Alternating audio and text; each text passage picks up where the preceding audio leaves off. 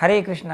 చాలామంది అంటుంటారు భగవద్గీత హిందువుల మత గ్రంథము అని. అప్పుడు నేను అంటాను కోహినూర్ వజ్రం హిందూ వజ్రమా అనేసి.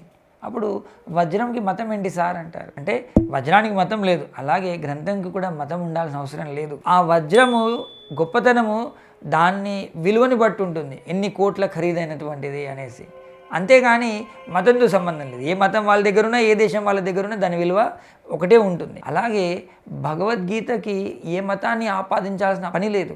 భగవద్గీత భగవంతుడు అర్జునుడికి చెప్పిన జ్ఞానము, అది అందరికీ కూడా వర్తిస్తుంది. ఈ మతం వాళ్ళకి వర్తిస్తుంది, ఆ మతం వాళ్ళకి వర్తించింది అనేది లేదనమాట. మనుషులకే కాదు, ఈవెన్ పశుషాదులకు కూడా వర్తిస్తుంది. ఉదాహరణకి మనం భగవద్గీత చూస్తే దేహినోస్మిన్ యథా దేహే కౌమారం యౌవనం జరా తథా దేహాంతర ప్రాప్తిర్ధీరస్తత్ర న ముహ్యతి. అంటే ఒక మనిషి తన దేహంలో కౌమార అవస్థ నుండి యవనావస్థ నుండి వృద్ధావస్థలోకి మారుతూ ఉంటాడు. అలాగే మరణానంతరం తను వేరొక శరీరంలోకి మారుతూ ఉంటాడు అని చెప్తారన్నమాట. సో ఎవరైతే ఈ జ్ఞానం పొందుతారో ఆ జ్ఞానం వల్ల మరణం సమయంలో కూడా వాళ్ళకి ఎటువంటి భయం ఉండదు అని. సో ఇది కేవలం మనుషులకే వర్తిస్తుందా? మనం అట్లా అని చెప్పలేం కదా.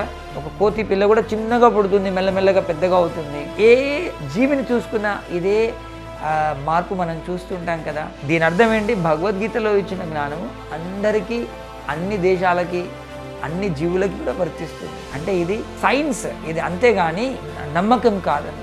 నేను సైన్స్లో ఏంటి, ఒకటి మనం తెలుసుకుంటాము, దాన్ని మళ్ళీ ఎక్స్పెరిమెంట్ చేస్తే, ప్రయోగం చేస్తే అదే ఫలితం మనకు దొరుకుతుంది అన్నమాట. అలాగే భగవద్గీతలో ఉన్న ప్రతి ఒక్క పాయింట్ ఎక్కడ ఎవరికి అన్వయం చేసినా ఒకటే ఫలితం వస్తుంది. అందుకే దీన్ని సైన్స్ అని అంటున్నాం. సో దీనికి మతాన్ని ఆపాదించడం వల్ల చాలామంది ఇది మాకు సంబంధించింది కాదని దాని నుండి చేకూరే లబ్ధి నుండి దూరం అవుతారు. అందుకే నేనేం చెప్తున్నానంటే ఈ భగవద్గీతకి ఏ మతాన్ని ఆపాదించొద్దు. ఇది ఒక దివ్యమైనటువంటి ప్యూర్ జ్ఞానం అన్నమాట. చాలా స్వచ్ఛమైనటువంటి జ్ఞానం, నిర్మలమైనటువంటి జ్ఞానము. ఈ జ్ఞానాన్ని మనం అందరి దగ్గరికి చేరవేద్దాం. ఈ గ్రంథం ద్వారా వచ్చే లాభాన్ని చేకూరుస్తాం మనం. సో అందువల్ల మనం ఈ యొక్క గ్రంథం గురించి ఎప్పుడు చాలా ఓపెన్ మైండ్తో ఓపెన్గా మాట్లాడాలి. అప్పుడు ఈ గ్రంథాన్ని కీర్తించిన వాళ్ళం అవుతాం.